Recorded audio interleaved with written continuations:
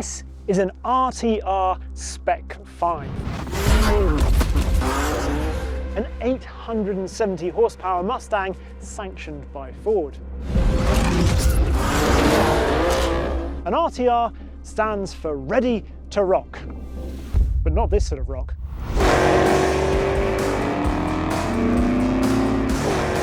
RTR is the brainchild of Vaughn Gittin Jr, a multiple drifting world champion, an off-road racing champion, and a self-proclaimed professional fun haver. So, what sort of car has he built for the road? Is it really ready to rock, or just some heavy metal?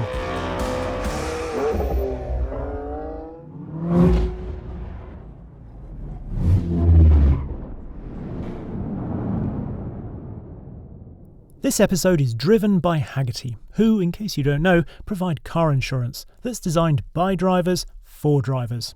So if you have a special car that you don't drive every day, like one of these perhaps, then take a trip to hagerty.com/Henry.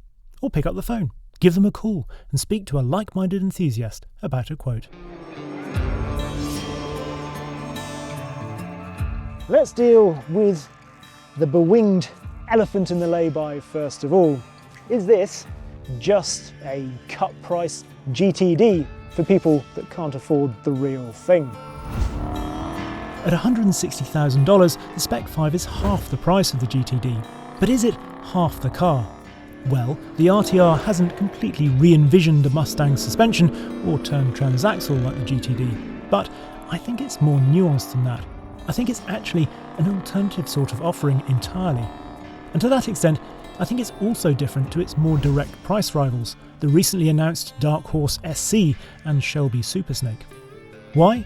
Well, because all of those cars are built upon the promise of being track-focused in the traditional sense, and the RTR has a different sort of vibe. Anyway, let's start with one crucial advantage the RTR definitely has over the GTD. Yes, a 6-speed manual gearbox. It's a Tremec 6-speed and it's a really nice shift. I've used it plenty of times in other applications. There's a really nice sort of heft to it. Mustang manuals of old tended to be sort of, well, they had lots of weight to them, but they can feel a bit sort of clunky, a bit sort of tended to bulk across the gate sometimes. But this one is just great. It's a real joy to use. There is a specific RTR shifter in here, which is quite intriguing actually, because it's got a flat surface on it, but not at the back or the front as you might think, but on the side here. But it works quite well because you can just sort of rest your thumb on it. The engine, well, it's a supercharged V8, like the GTD, but it is different because where that has the Predator engine, it's 5.2 litres, this is the Coyote engine. And it's got a 3-litre stage 2 Whipple supercharger on it, taking it up to the aforementioned 870 brake horsepower, which is actually quite a bit more than the GTD, and 660 pounds-feet of torque. And the lovely thing about it being supercharged is that it's just so linear in its delivery. It makes it really easy to meter out all that power and torque. Obviously, it does still require some judicious application of the right-hand pedal, and there is that slight forced induction runaway train feeling when you lift off sometimes. But by and large, it is remarkably manageable for so much power. Interestingly, there's also very little noise from the supercharger. Like a party in a brewery, there's hardly any whine.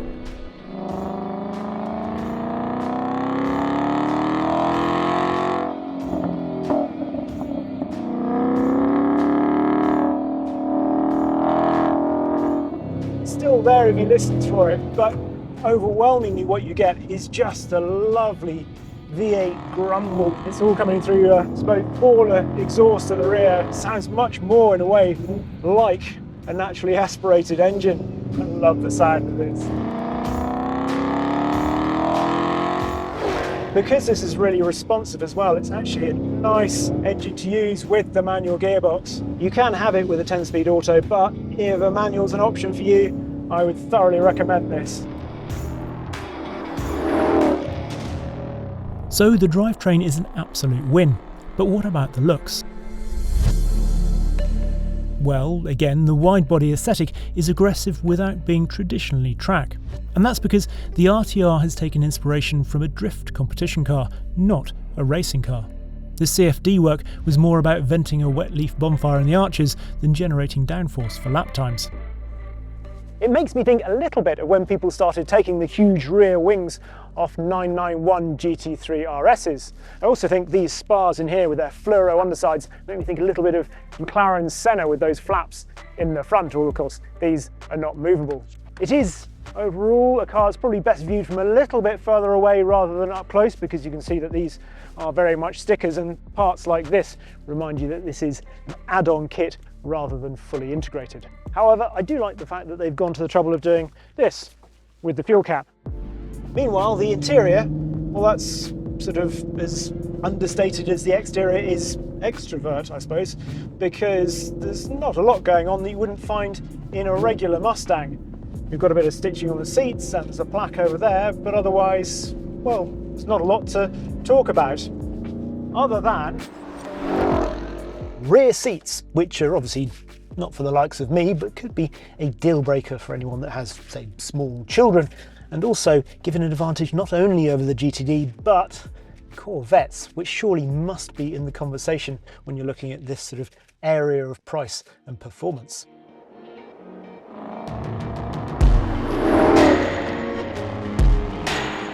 Then we come to the part of this car that has actually impressed me most. It's the bit that's probably easiest to overlook because it doesn't, slap you in the face like the body kit or the huge numbers from the engine. But the suspension is just so impressive. There are passive coilovers in the arches, but with 30 clicks of tuning on the dampers. There are adjustable front and rear sway bars, and there are new forged wheels.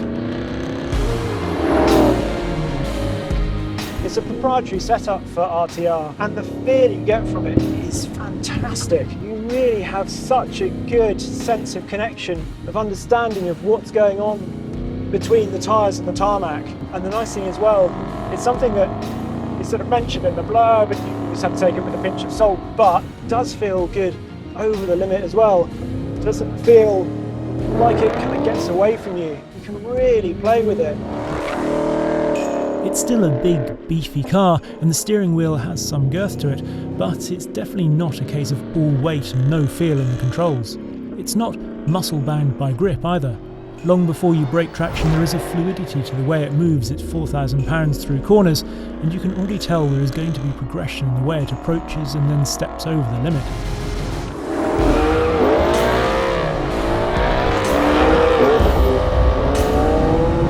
You look at this and you see how low it looks to the ground. I love the stance of it. You sort of think, oh, is that actually going to ride? But it really does. Keeps all of its roll and pitch so well under control. There's a lovely balance to it, kind of as you would expect, front engine, rear drive. It's a very intuitive setup. Also, the grip pattern is kind of, well, it's pretty much square because you've got 305s at the front and 315s at the rear. Interestingly as well, this is on Michelin Pilot Sport 4 S's, not something more aggressive, which probably plays to its advantage in terms of just how progressive it feels. For such a big car, to be able to thread it with ease and confidence down occasionally narrow bit of road like this, super impressive. The RTR Spec 5 clearly doesn't have the same type of conventional kudos of a factory build linked to a global motorsports program. But after driving it, I think there is much more to it than just some big numbers and a body kit. It really does feel like a car that has someone's personal dynamic vision and setup skill behind it. Choices have been made. Choices that make it very capable, but also more about fun than pure lap time. Choices that mean it's got rhythm, it can boogie, and yes, I think it does rock.